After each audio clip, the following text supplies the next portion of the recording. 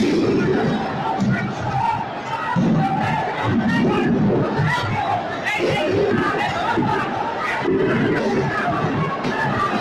দর্শক, আপনারা দেখেছেন গত কিছুদিন পূর্বে বাইতুল মুকাররম মসজিদ, বাংলাদেশের একটি জাতীয় মসজিদ, পবিত্রতম একটি স্থান, বাংলাদেশের মুসল্লিদের একটি প্রাণকেন্দ্র।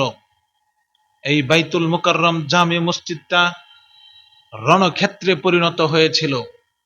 তার মূল কারণ হচ্ছে আওয়ামী ফ্যাসিবাদ সরকার। আওয়ামী ফ্যাসিবাদ সরকারের লালিত ইমাম সেদিন বাইতুল মুকাররমে ফিরে এসেছিল, মসজিদটাকে রণক্ষেত্র বানিয়েছিল।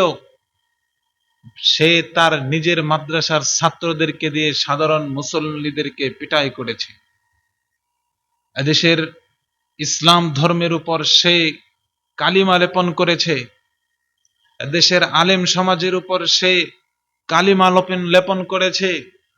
কওমি ছাত্রদের উপর সে কালিমা লেপন করেছে। প্রিয় সুধী, বাংলাদেশের কওমি আলেম সমাজ, কওমি ছাত্র সমাজ অন্যায় কাজে কোনোদিন ছিল না, কোনোদিন নাই, কোনোদিন থাকবেও না ইনশাআল্লাহ। মুষ্টিময় কিছু ছাত্রদেরকে আওয়ামী এই দূষর আওয়ামী সরকারের এই লালিত ইমাম ভাড়া করে এনে সে এই দুর্ঘটনা ঘটিয়েছে। এই দুর্ঘটনাকে কেন্দ্র করে আজকে বাংলাদেশের জামাত শিবির সহ বিভিন্ন স্বার্থপর সমাজ বাংলাদেশের কওমি মাদ্রাসার উপর একটি খারাপ মেসেজ দিতে চাচ্ছে। এদেশের আলেম সমাজকে নিয়ে তারা নতুন ষড়যন্ত্রের অধ্যায় রচনা করতে চাচ্ছে।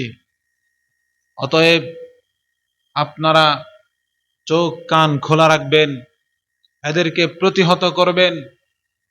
যেভাবে আওয়ামী লীগ সরকারকে প্রতিহত করেছেন, সেভাবে এদেশের কওমি ওলামাদেরকে যারা দমন করতে চাইবে তাদেরকে কঠোর হস্তে পরাজিত করতে হবে ইনশাআল্লাহ। আসসালামু আলাইকুম ওয়া রাহমাতুল্লাহি ওয়া বারাকাতুহু।